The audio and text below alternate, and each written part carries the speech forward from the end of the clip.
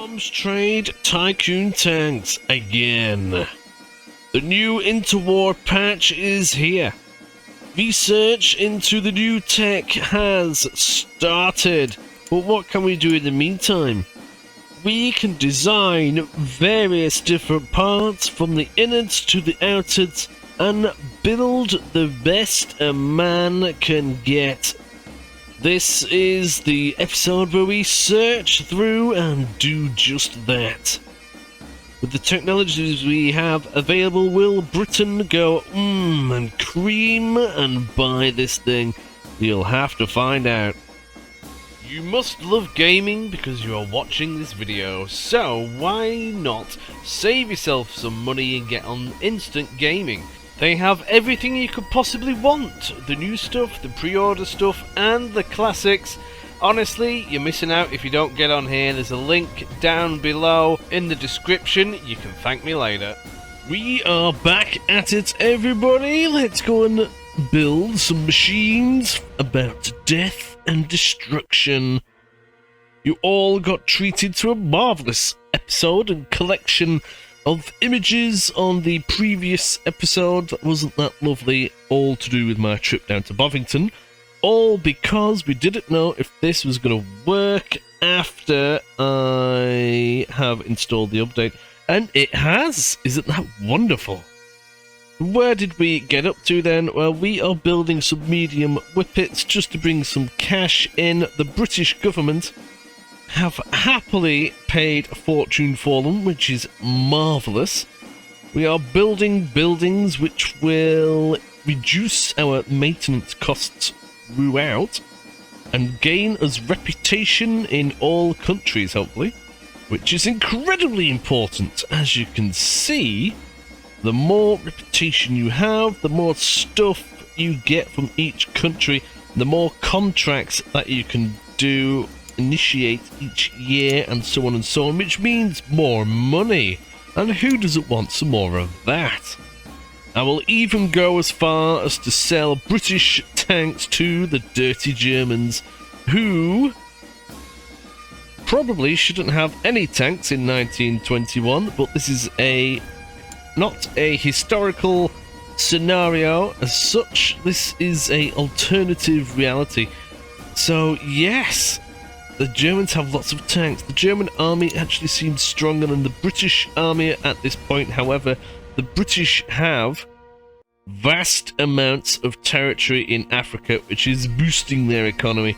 Huge amounts. So we shall see what happens. Everybody is at peace at the moment. If people start murdering each other, that can change. Now remember, this is not a historically accurate political scenario. Anybody can start murdering anybody at any time. If you watch the previous ones, we had Britain invading Ethiopia and... oh, hang on. I was going to say, was Belgium? Apparently Belgium is now part of France. Nice. Okay, well, we'll have that. We've just got a bit of Belgium there. Okay, well, we'll have that. But the plan going forward, heavily into the research of stuff. Research is key to getting new things, which is what I want. Currently researching the medium Mark 0 and leaded fuel. You'll see why when I have a look at here. Firepower. We do seem to have lots of shells and things in here. However, I think this isn't going to be the most important thing in the beginning. Getting the different engines and the different track systems, I believe, will be more important, especially seen as that will probably mean they will blend well with the new hulls and things that we are researching. So that is that plan. The technologies that we do have currently are all of the World War I period situation researches. Can't talk anymore. So what I do need to do while the engineers aren't doing anything, so to keep them busy, I'm going to have to go and make the best design and so on that I can out of Listlot. So, where do we go from here then? Well, we have the different designs. Oh, heck. No, I don't want to make a new one. Go away. Here we go. No, I don't want to make a new one. I just want to click on the damn thing. Alright, there we go. I'm clicking the right buttons now. So we've got different variations of all the different stuff that we had. And I'm going to try and build what I think is going to be decent going forward. So that will probably mean I need a smaller tank like this. Because I haven't started in... Oh, flipping heck, I've done it again. Yeah, because I haven't started in the World War I era, I do not have access to the World War I French or German technology. So what I'm going to have to do is work with what I've got, which is all of the British stuff, and think what are other countries going to want. So currently I'm building a Whippet, which is going to cost me not very much, but bits of it, for example, the hull and everything else, and all of its different components, I can modify. So it might be worth maybe building light versions of each tank, maybe, or ones, obviously focusing on ones which I'm going to be more heavily concentrated on first. And we've got the heavy tanks, which are, well, heavy, to be completely honest. Britain doesn't really have any mediums at the moment, but from the, well, the Whippet, maybe it is 15 ton. But the Hornet, that's maybe, oh, there you go, that one there is around 19 ton, and it is much better than the Whippet, but I suppose it just is what it is. We'll have to come up with something decent. Hello, valued viewer. Sorry for the interruption, but if you could just spend that 2 seconds to click that like button somewhere down at the bottom, that will go a long way to helping me out. Thank you. So here we go. We've got all the different millions of components and everything that they are made of. Not going to bother with the old hull of crapness. It's just not good enough. We have a look. These are various ones with various stuff in it. That looks like it's got everything in there. The attribute sum, which is basically how good it is, says a lot, but the weight is also the most. That will be a Mark IV design. A Mark V, again, looks like we have a slimmed down version, an in-betweener, and everything else in their version. That's what seems to be happening here. All made out of the different steels, seems to be it. See, they're all a bit all over the place. Why don't they have the sights and things in? That's a good question. And for the big Liberty heavy tank hull, why doesn't this have everything in it? I don't quite know. So what I'm going to have to do is build what I think is going to be the best. A super good one and a lightweight one. Because some designs, if I follow what happened from last time, are not going to be good enough. Well, they will be good enough, but they're going to be so heavy that they do not fit. And that could be a problem. So we need heavy and really good. That's what we need. Light and really good, should I say. That's what we're going to go for here. I've made it look nice so that we can actually see what we actually have here. We've got the centipede, and this is just the tracks. We've got the centipede. We're not going to be using that, so we could probably skip that. The tadpole, that was a... no, we'll probably skip that. We have the land ship. That was on the Liberty, and that holds the most. Probably going to be needing that. Then we have the Hornet. Probably going to be needing that. That is going to be the medium hull track of choice, I believe. Then we have the Whippet, which is more of the light tank. Then we have the Warhorse, which again is obsolete and crap. So we have 3 in the tracks section, which we're going to be tickling. There are 4 different engines. The Ricardo i6 150 brake horsepower. That, I don't think we're going to use it. It's got half of the engine power of the Liberty V12, but it is a little bit lighter, but it's half, man, it's half. And then we have a look at the Knight. That's got 105 horsepower. That has around the same weight as the Ricardo, but 50% less, well, 33% less horsepower, so that is a bit rubbish. Then we have the Tyler. This is a 90 horsepower engine, but it is significantly lighter. So this is probably going to be going in the lighter tanks. The Liberty V12 will probably be in the big Liberty tank, as you can imagine. And we're going to skip well, if we can fit in the Liberty in, say, a Hornet, then that'll be grand, but we'll have to see. But again, we'll need a lightweight version as well, more definitely. So that's what we're going to do there. Machine guns, we're probably just going to pick the best one and be done with it. The weight on these isn't going to amount to too much, but the effects that these weapons will have on the stats are immense. So if we just do the best one that we could get, that'll be that. Cannon, heavy cannon, 6-pounders and 3-pounders, and a short barrel and a long barrel, and then probably a older version or improved version. This, I believe, is going to be the first one that you unlock. We can have a double check in the research. I'll probably do that off screen. But this, if we just have a look at the attribute sum altogether, it's so much better. I think this is probably going to be the gun of choice. I might do the 3-pounder as well, more just because in certain situations I think only the 3-pounder will fit going forward. However, looking at it, maybe this 6-pounder will fit in anyway. I don't quite know, I'll have to fit in. I will have to have a look at the stats thoroughly, but at the moment I'm thinking we just do this one. Turrets. The Mark 1 male, not interested when there is a Mark 2, which is significantly better. The female Mark 1, again, not interested as there is a female Mark 2, which is, again, significantly better.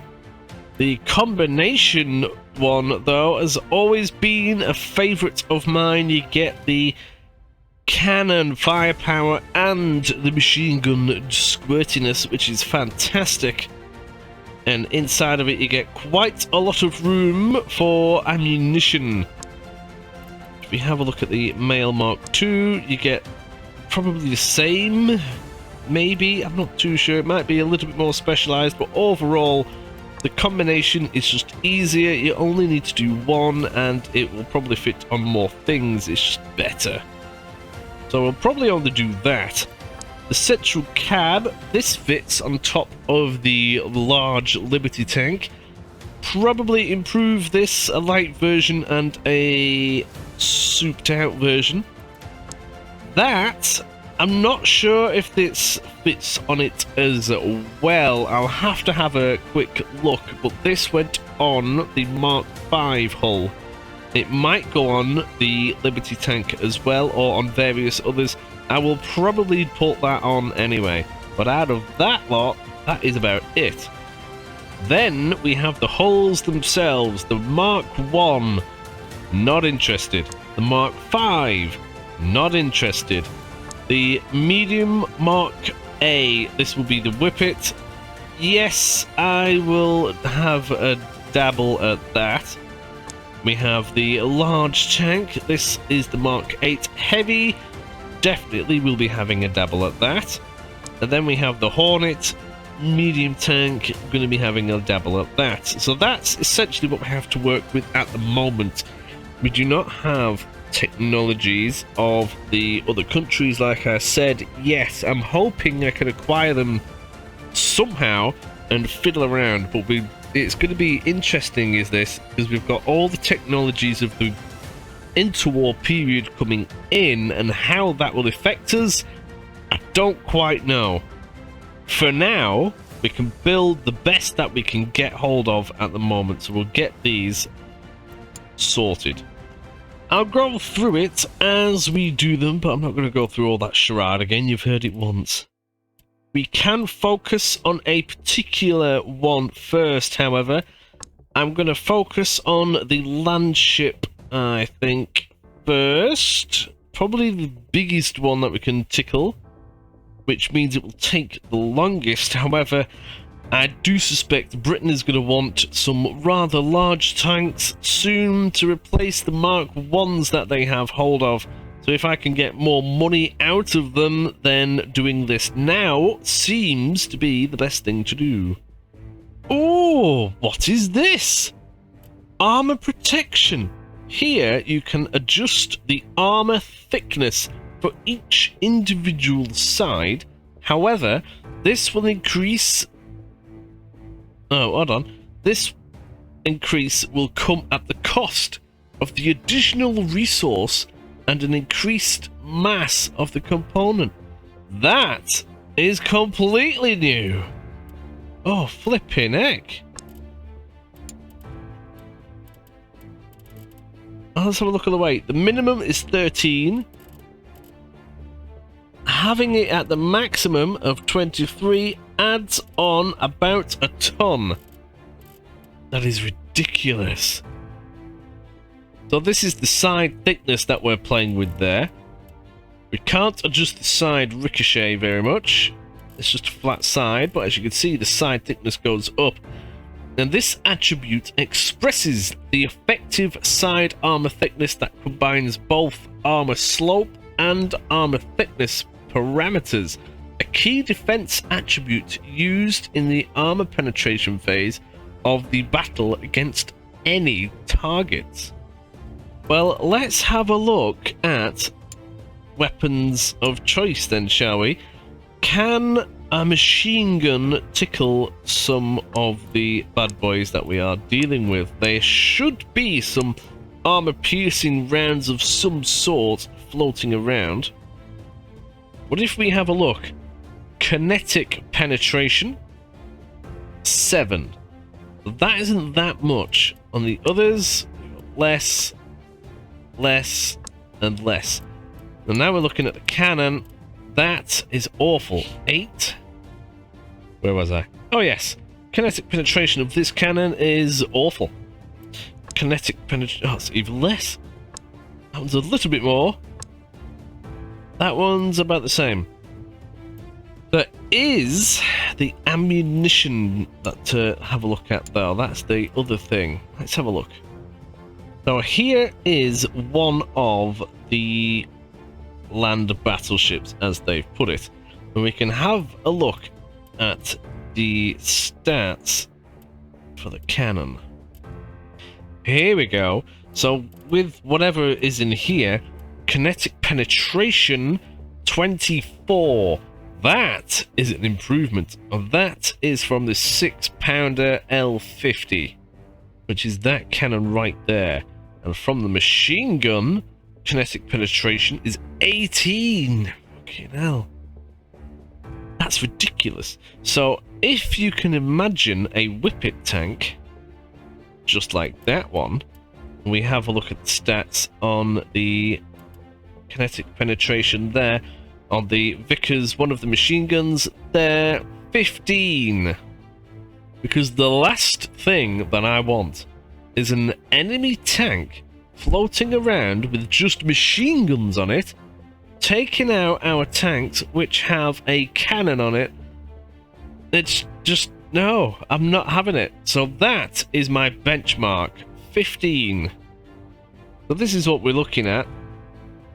These are the different types of ammunition for the machine guns.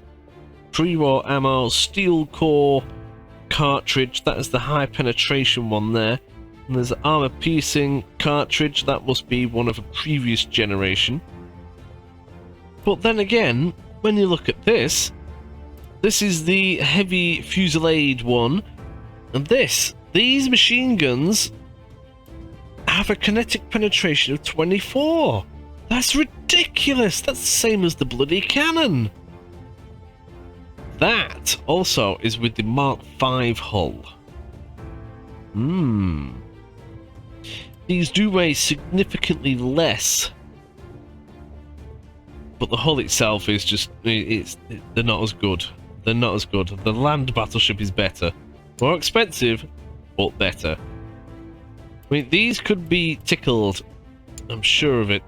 So if we have a look at the... Yeah, there we go. Oh, flipping it. Kinetic penetration of the machine guns on this with the ammunition that they have is 29. That is ridiculous.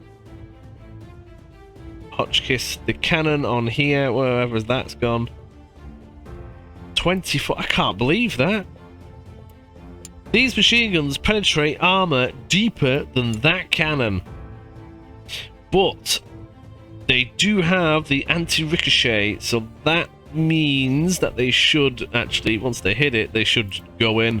They also have the shock penetration, which doesn't do the crew any good. Whereas the machine guns, I don't believe, do that as well. But it's all fun and games. We'll just have to fiddle around and see what we can do. So let's start with the weapons first, I suppose. We can have the machine guns, the smallest thing that we could do first of all. So like we said, we're probably going to go with the Vickers Mark 112. The Lewis Mark 1 is awful in comparison. If you look at the stats on the right, then you have a look at that, it's just so much better. That one is so much lower. That one, it's just crap as well. So we're going for the Vickers Mark 1-12. We have two variations of it already. Currently, there are different bits that we can bang on, so we'll have to see what we can do. So in our version, version 3, we can have any of these. A muzzle booster, which is... oh, what the bloody hell is that? Apparently that's the Mark 1. Everything has been labelled so much differently now, and it's actually quite nice to be able to see what the bloody hell is going on. But we can see the stats of it down here, and we can see the actual component change down there. So if we have a look down here, repairability, reliability drastically change. Rate on the muzzle booster, the rate of fire increases, accuracy increases, repairability goes up, and the other one goes down. The flash guard improves the rate of fire, improves the reliability. No, it doesn't. It might break a bit better. The improved flash guard is not a bad option.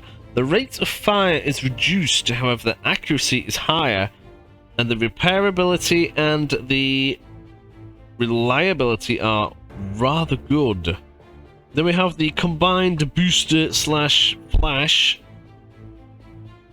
That will be a good, reliable and fixable weapon. The rate of fire is good, but the accuracy is down. Not sure which one I like there, but I think the combined booster one is going to be the best because it does give us the better reliability of the weapon overall. The barrel, heavy cooled, well, we'll go for the original shrouded barrel. It's just a casing pretty much. This improves the range and accuracy and improves the repairability a little bit. However, the rate of fire is reduced. The finned barrel, which is that, a lot less of it to be fair, does give the better range and the better rate of fire, but it breaks a bit better. Not fantastic for a weapon. The heavy air-cooled barrel, that is the most accurate of them all. However, the range is, well, yeah, rubbish. Not what we want. The heavy water-cooled barrel, however, does appear to be fantastic. The range is rather lovely.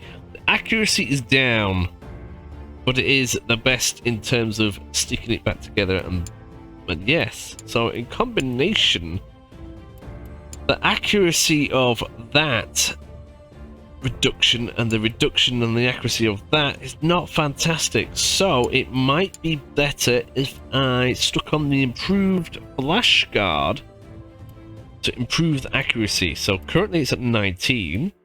If we click that, it goes up to 25. See what else we can do first before we start fiddling. And then we have different bits. We have the pan magazine.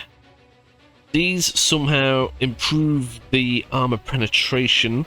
Rate of fire is down again. The damage goes up though. Then we have the speed strip magazine, just a fixed block. Somehow this reduces the ricochet penetration. Rate of fire goes up, the damage goes up, but overall I prefer the pan one out of them. Then we have the articulated feed strip. I think that is better than the other two. However, then we have the cloth belt feed. It doesn't improve the repairability of it too well. However, it will sink deeper into the enemy's armor, and I'm all for that. Rate of fire is increased, and the damage is increased a little bit as well, but not as much as the fed one. So there's more chance of it going through, but it won't do as much damage. So I think we'll go for the going through. It has to go through to be able to cause the damage, and we want as much penetration as we can get.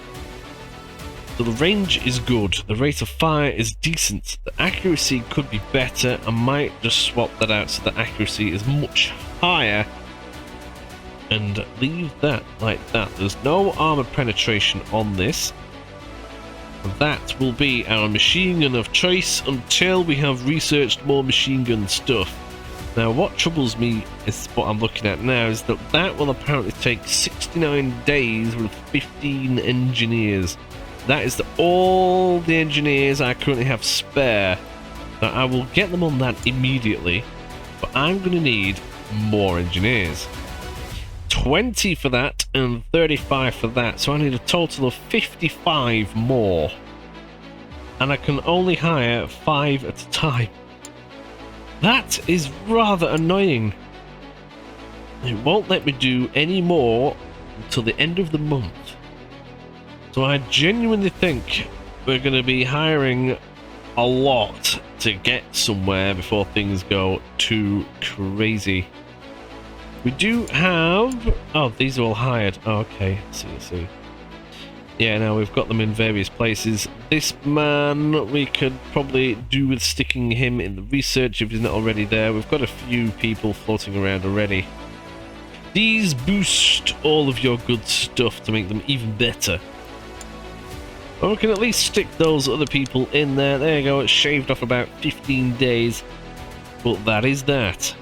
Now we're looking at the large, well, weapons. Here we go. This one, shite. Not looking at that. That fat cannon is better, but that is even better. So if we have a look, see, the range on that is just too low. It's not good enough. The range on that is much better. The accuracy is good. Looking back at the other one, it's just that's a no-brainer. Then we have the 3-pounder. You might think, well, what's the point when it's half the size? Well, size isn't everything. It's what you do with it that matters. Yes, I did just say that. Right, well, before we get too distracted, gun elevation and everything else is better on the bigger gun. Damage is double on the bigger gun. We have the penetration is about the same. Reliability is better on the bigger gun. It's just the bigger gun is just better, isn't it? The rate of fire is also stupidly better. Right, we've got one cannon. That's what we're going to do. Now, these things weigh half a ton each. I can't see us making any improvements on that with the limited things that we have available. So let's have a look-see. Got tier 1, 2, and 3. 1 is reliable, accurate, but the rate of fire is shite.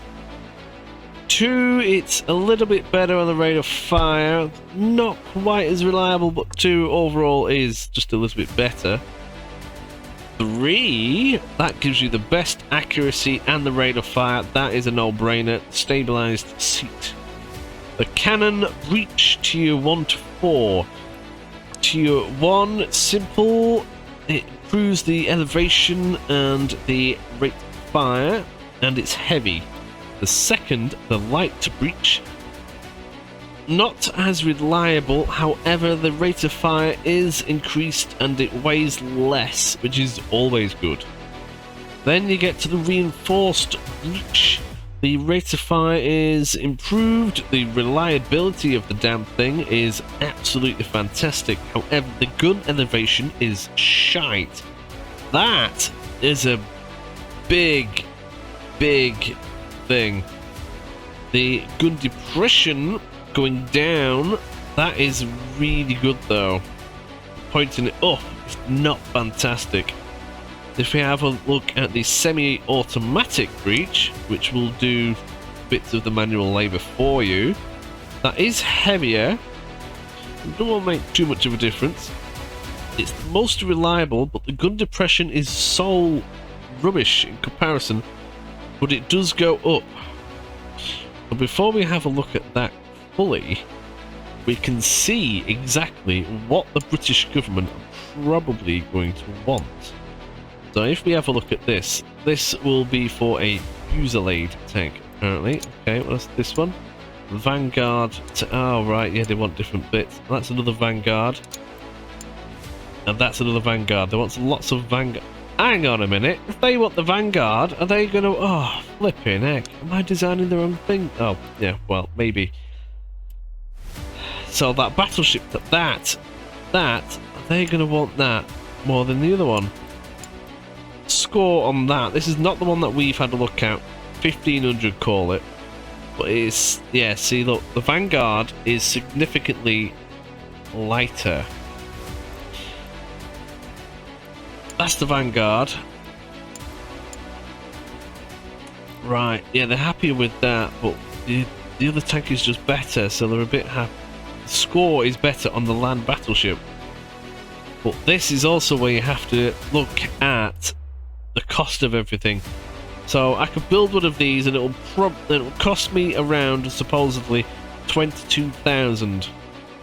Whereas I can build this for a slightly better score of 30,000. That is a lot more cash.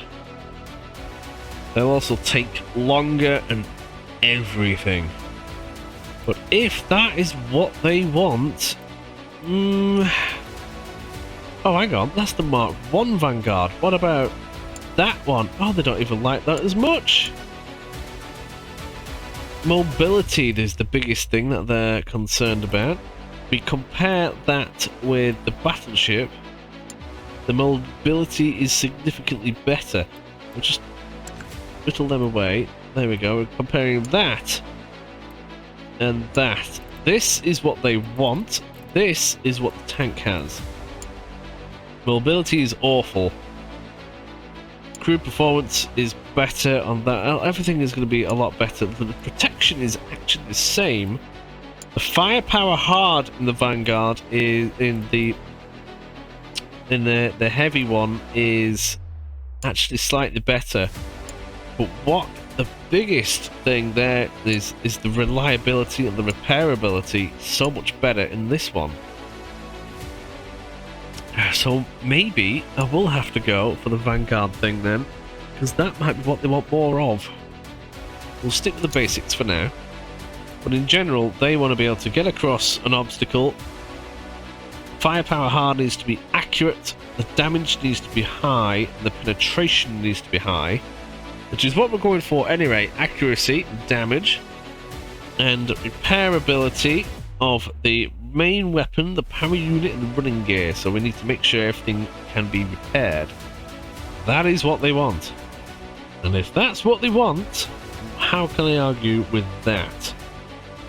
See, if we have a look here, this one is the machine gun one, essentially. fusillade. They're really happy with that one. But if we go for the frigate one, look at the score on that. It's retardedly better. That's ridiculous. See, this is the thing. Do you go for the one that just whacks that score right out of the sky, and that you give them a better product and you're happier with it yourself? Or do you go for the cheaper version? Oh, hang on, that's not it, is it? That one. That costs you less money to build, you'll probably make more profit. Or will you? All depend on what the enemy do, I suppose. So, I mean, if the score is stupidly high, as it is, it'll be more of a case of they're going to want...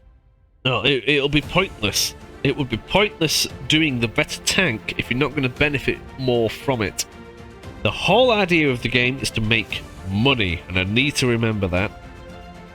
Not just build the best shit for Britain and then fuck everybody else and screw them. I mean, to be fair, we need to screw the British government over every now and again, don't we? It wakes them up a little bit. So that heavy, not the battleship one, the other one was from this hull here, which is interesting. I always thought the other hull, the bigger one, was significantly better. But if we build a lightweight version of the bigger one, which is that one, then maybe that will be even better. We'll have to see. Let's get back to this cannon. So, accuracy and damage and gun depression in general. So in that case, we're going to not want the semi-automatic breach, we're going to want the reinforced breach. Because that is more reliable and repairable, and it has the gun depression. Optics. Most accurate one here will be the the improved sniper scope. That increases the range a large amount as well, which is fantastic. And the penetration. The normal sniper scope, however, how can a sniper scope reduce the range? What? What is that about? The damage goes up, but the primary weapon repairability? Reliability goes down. But they're not as fussed about that. They were wanting more repairability. Which the improved sniper scope smashes. That's not fantastic. The accuracy benefit, though, and the range improvement on the improved sniper scope, I can't ignore it. We're going to have to stick that on. Oh, I don't know how, but somehow we have a tier 2 component, a compact recoil cylinder. That is a lot better than everything we have there. Instantly click that. Then we have the recoil guard. That in bottom one here improves the gun depression. That is one of the wants. Then we have the repairability improvement as well, and the accuracy is good as well. That has to be the best one. That is going to be our cannon. We can save that. Let's go for an engine. It's going to have to be the one which is girthy, the Liberty 12 300 horsepower. I didn't get a proper picture of this, but it is in one of them. In the, if you watched yesterday's video, well, not yesterday's, the previous video, it's there, at least some of it. But let's make one of these. So side brakes, what is going to be the best here? So bearing in mind, we want the one which has the best obstacle getting over it stats. And I do believe that it would be the heavy duty brakes that we can see here. This one, asbestos side brakes, that can't be healthy, can it? Reduces the obstacle side slope that we can go on, basically how steep it is, and we don't want that. Not bothered about stealth, so we're going to go for the heavy duty ones. The agility reduces, but the obstacle trench width that we can cross improves much better than the improved brakes. The flywheel. Which one's better? Ooh, questionable is this. It would appear that the belt drive flywheel improves all aspects of going up a hill, and the repairability is rather good. Now the only other one which I can really consider, oh well, then again, both of these two down here, this one improves the, what's it gone, obstacle slope angle a lot, and the trench. I think we're going to have to go with the coated flywheel because it improves the power unit's reliability the most, as well as being decent at going up a hill and crossing things. However, the slope is not as good. Carburetor. The twin barrel carburetor does give us the best stats, however it does injure the repairability of the dang thing, and I can't be having that. That is not what they ordered, so it might be best to go for the heated atomizer carburetor, which improves most things better. But then again, this one up here, the first one, the cross-country speed is a little bit rubbish. The road speed goes up, but the repairability and reliability is, well, the best. And it's a little bit lighter. I'm going to go with that first one. The radiator. Crew comfort is relatively the same on all of them, apart from that civilian radiator, and we don't want the civvy one in, do we? Can't be having one which hinders the reliability, so it's going to have to be the water pump one or the truck radiator. The water pump one is not as good going up a hill. The truck one uses a lot of fuel, but it does go up a hill, so we'll go for that. And it's the lightest by a large margin, so we'll go for that for definite. Then the transmission. Reliability, we can't be having one which is not reliable. Looking, well, with some context, the Germans didn't have the best gearboxes, and that, well, yeah, they lost a lot of tanks due to reliability issues, and that cannot be good for them. So for me, the main ones here is going to be reliability, so that's probably going to be that one. However, this one, not quite as reliable, but it is a lot lighter. We'll go for that. And I'm quite interested in the lighter one because this engine, I'm hoping we can fit into a Hornet. So we shall see. So this is a pretty light engine for what it is, and I think it's the best one we can get hold of. Now we have the tracks to create a stupidly new one. There we go. Let's have a look. So these tracks do hold the maximum, well, largest amount of weight. Not gonna lie, there's quite a few different versions that we can go for here. So what we're looking for is, because weight isn't that much of an issue on this, is the repairability and the ability to get up a bloody hill. Crew safety is an issue, and the better the crew performs, the less likely they're going to die during running around. Overall, I do think the bottom one is the best. The agility is reduced, but it can go up a hill, the range is improved, and the repairability is good. Crew comfort is not hampered. The road wheels, these are bloody heavy. So we've got a choice, heavy, lighter or heavier. This one, the wider road wheel, might actually be the good choice. I mean, the whole thing is significantly lighter. The repairability is decent enough. The range is reduced, but that got compensated for with the other selection.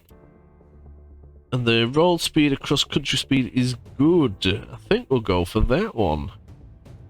The sprocket. Big thing at the back.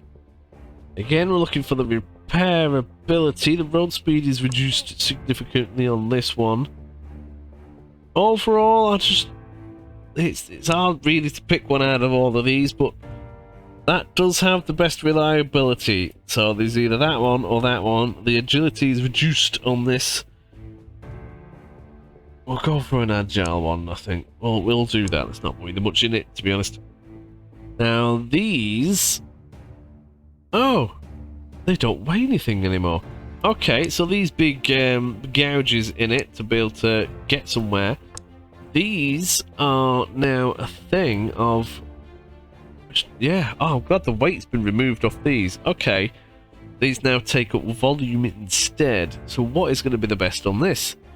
Running gear, reliability... Oh, wow. The traction efficient grouser, which would appear to be these little spiky things installed in it. It looks like they're just kind of slipped in. Hard to see, really. Oh, mass. Oh, dear. Total mass of the vehicle, that... belonging to money. As any running gear can bear only a certain mass, it is of vital importance to find the right trade-off between protection and firepower. Low mass is also an important factor. Yeah, I know about the mass. Does that add 4%?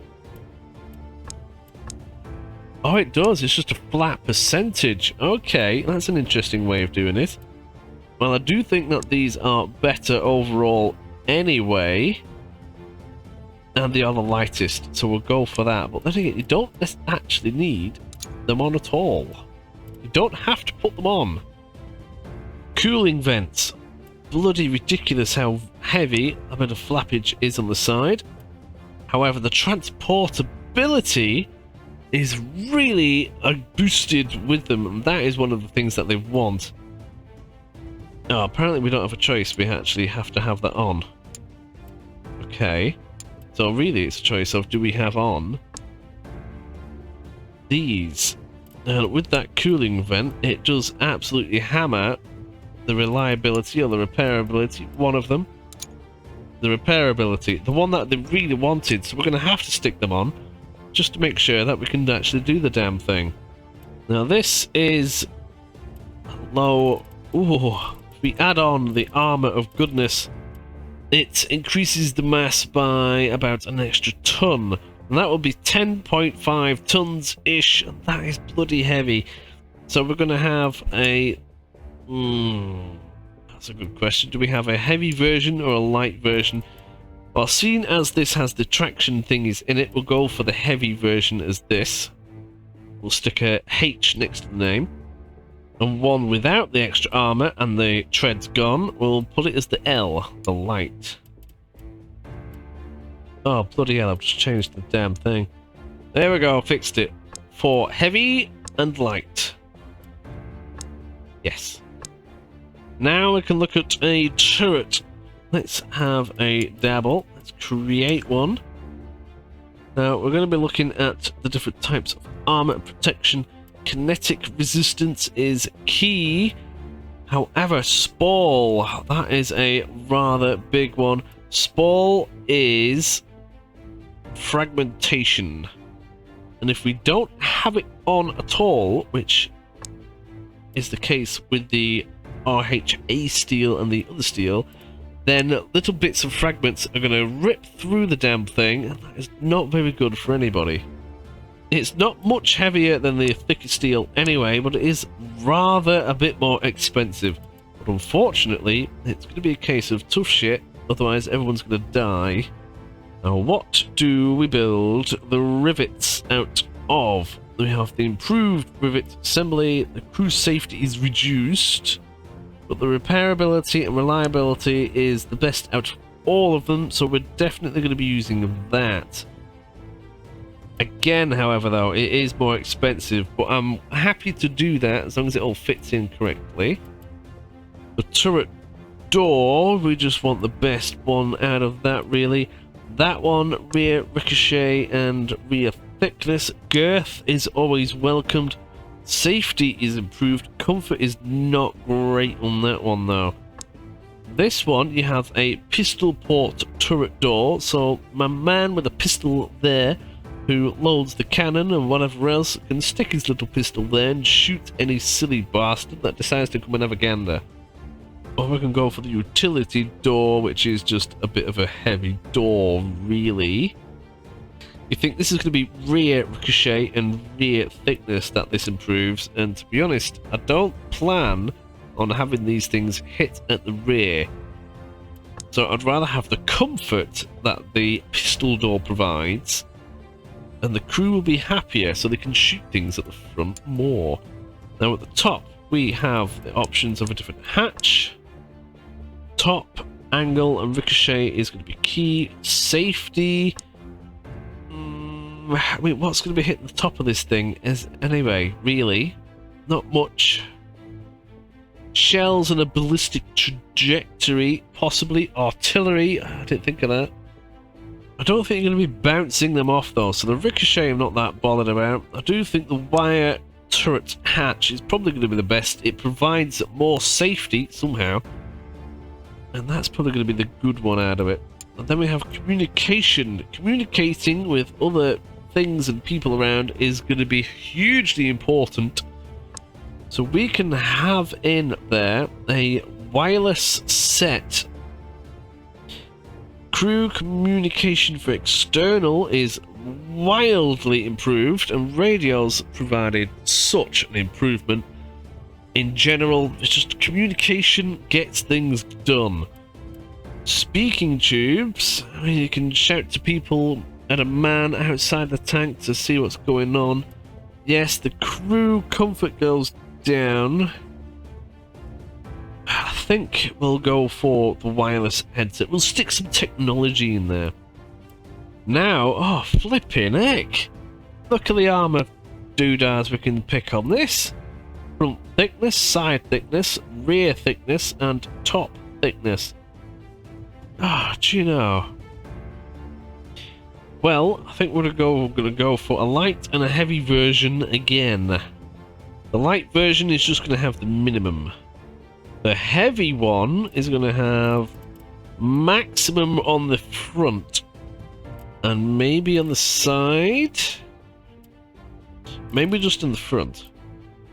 We'll call that the medium, and we'll have another one which has one on the sides as well, and we shall call that the heavy. There we go, that'll do. I know what's what then. Central cab. This is going to go on the top. Now we can build this, and again, out of the good steel. We need that spoil protection. I do not want fragments breaking in. Rivets, the improved rivets. We went through all that. We want the wireless set. This will further improve communication. Now we have a flap. We can have a thickened flap. That sounds wonderful. I think we'll go for that one. That will improve awareness and crew aiming. Oh, wonderful. Crew... Oh, because it's a thick flap, we can't talk to people as well from the outside. But we do have a wireless headset, so that'll be good. And the agility is improved. Yes, we will go for the thickened flap. And the wire mesh on the turret hatch will go for that as well.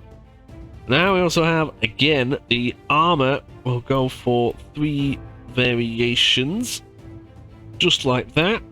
One with the minimum armor, one with the thickest front, and the one with the thickest front on the side. As you can see, the weight difference, the one with the more thicker armor on it is 800 kilos heavier. Now, I'm going through this now because I don't quite know how it's going to play out weight-wise as we go on. And last but not least, the hull of the damn thing itself. Now, would you look at that? We've got even more things that we need to think about, which is ridiculous. So, what do we have on the site? They want accuracy, transportability, and repairability most of all. So the naval rangefinder, the transportability is shite, so we'll not bother with that one. The rotating periscope, a bit of an improvement. The crew comfort goes down, but we can live with that. Or we can have the armoured cupola, which is wildly better, but it can be seen from a mile away. We'll go for that. The whole thing will be made out of the good steel. Improved riveted assembly, we went through Y. Now we have the flappy panels for communication. That one, the transportability is shite. That one, the stealth is rubbish. Are we bothered about that? No, not really. I would have low stealth over low cruise safety, so we'll go for that. Wireless headsets in there as well. Excellent. Now we get some more fun stuff. Ammunition. Yes, we want more ammunition. Ammunition is key to keeping the damn thing shooting. More fuel. Yes, that improves the operational range. There's more chance of your people burning in a big fireball, but I'm willing to take that chance. Now we have this. These were built to go in a trench. Fill it so the tank can cross. Now this thing is damn near huge, and I think it will cross just about anything. There you go. Obstacle trench width is improved. I don't think that's going to be an issue. It somehow improves the armor, the top thickness, and the top ricochet. But I'm not having it. I mean, what would be better? That, or a block of wood, or an unditching dam, as they call it on here. It weighs a damn lot less. It pretty much gets the same job done. I think we shall go with that, as it's also a huge amount lighter. Now here's the big debate. The tail wheel. Not gonna lie, these were shit. They did not bother with them after a few do's. I mean, I suppose they may have trialed with them later on, but no. The thing is that they improve the obstacle width, crossability, and everything else for whatever reason in game. That technically is what they want, but I just cannot stand the bloody look of the damn thing. But stats wise, it gives you such a boost. It's disgusting. So do I bother? The range of the thing is drastically reduced though. Can't go for the improved steering wheel. The transportability is knackered. That one is just heavy and rubbish. So it's either this one or no one. I'm going to leave it off. I don't like them. So now we have this, which is wonderful. Now we're going to go for, again, the light, heavy, medium. There we have it. The light, heavy, and medium and heavy. And each one has the various armor protection. Now let's see what it would look like if we stuck it all together. So, battle landship. Judah. This is the two designs that we currently have, which we were given at the beginning. This is mainly just a cannon one. It's got the tail wheel, it's got the big blocky thing. Looking at it, I don't even know what's bloody in there.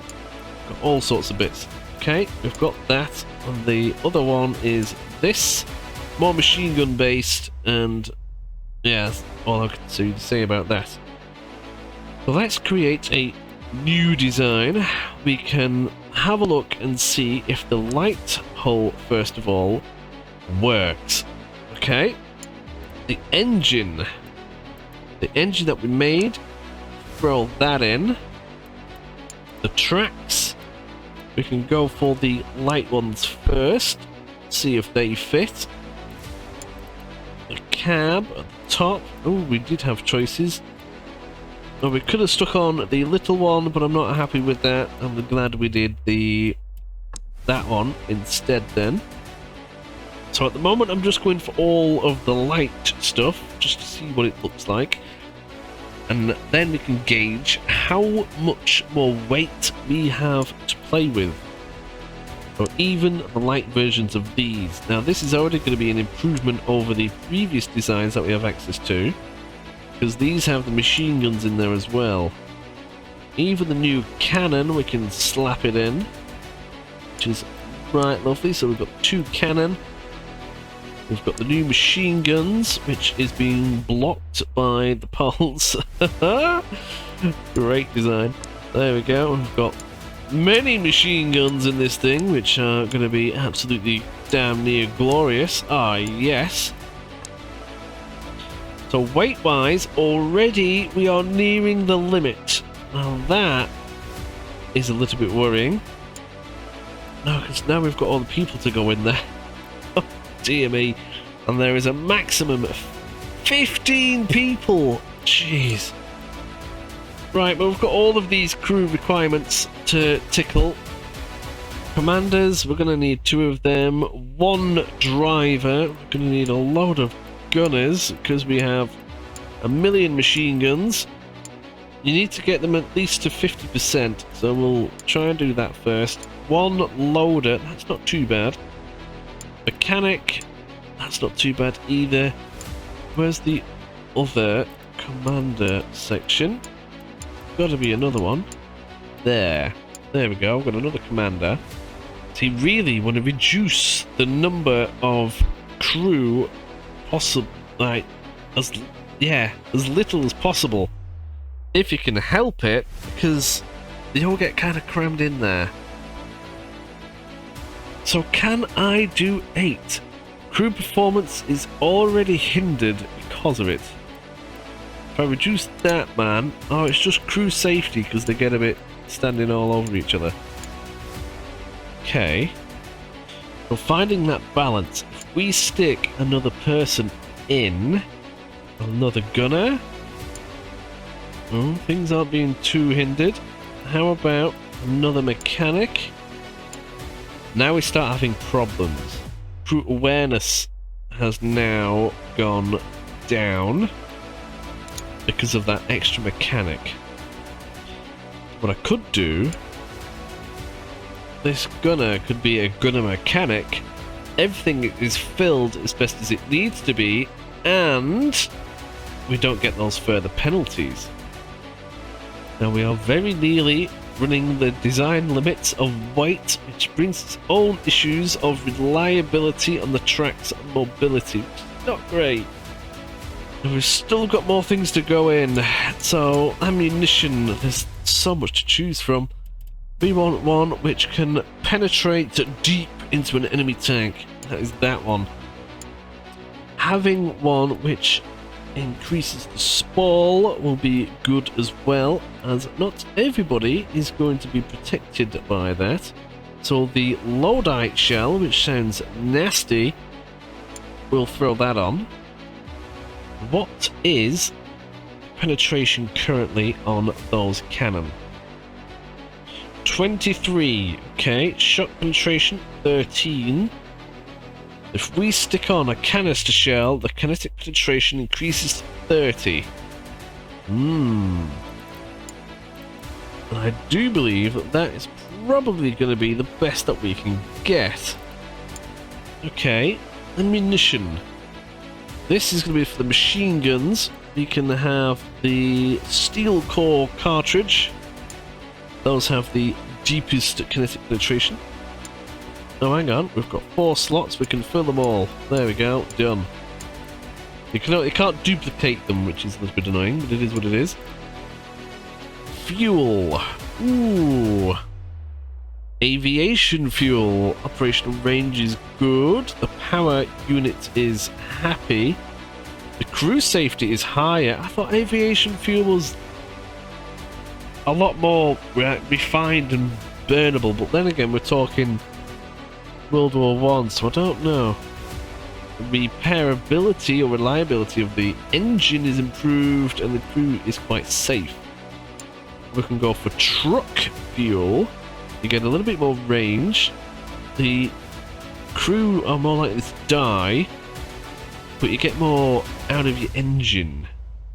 Now looking at this, mobility doesn't move very much, but if we stick it on aviation, the crew are less likely to burn alive, so I think we're going to have to go with that. And then we have the oil of the engine, which I didn't quite realise was a thing. Crude oil, throw that on, and everybody is happy. And that is a design that we can save. Now, how much more room in weight do we have? Not very much. To be honest, I don't fancy sticking any more weight on it because the tracks will fall apart. So on that note, we'll leave that there. There it is. We can just do a little bit of a quick comparison. But then again, we haven't tested it. Looking at it straight away, it is going to require the most materials. It is going to cost the most. The crew is significantly less.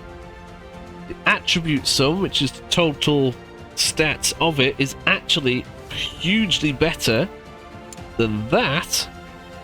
And that makes me a little bit happy. My only concern is really that some of it does not... Well, it can get penetrated. But it weighs so bloody much. I've got about 1,800 tons to play with.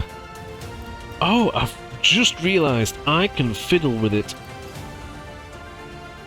So the armour, where do we want the most armour? What's the biggest thing to be hit? Well, from the front, probably the main block of hull. And we can swap this out with a medium. Oh no, we can't. That will add on 3.5 tons. That's far too much. We could add on a medium for the central cab. That'll be an extra 500 kilos.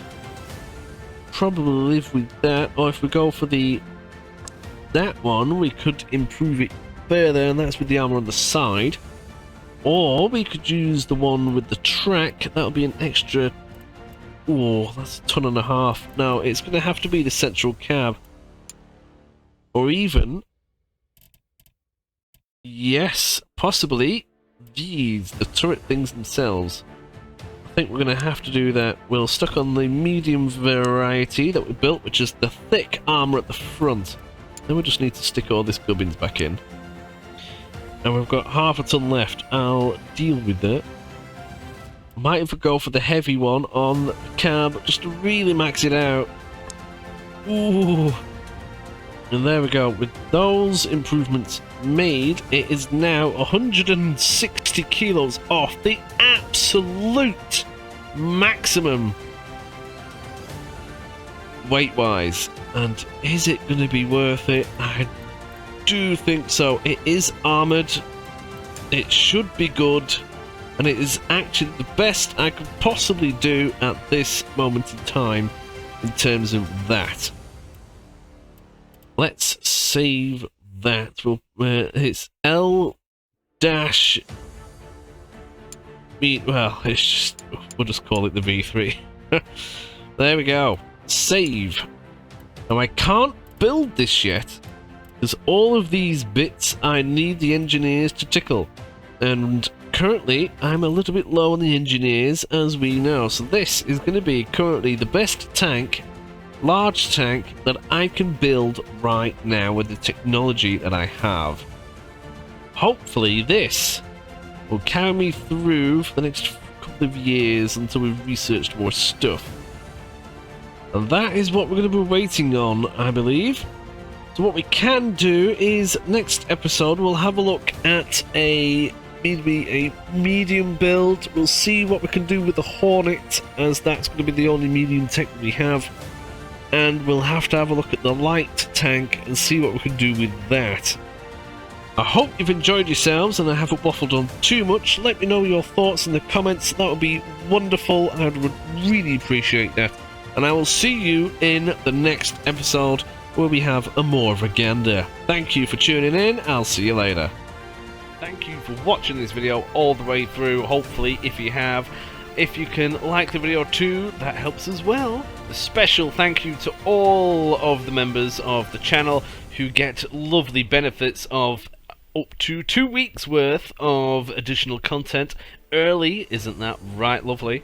Now the next video, if it's available, will be on the screen right now to the bottom left, and the full playlist to the bottom right. Have a good one!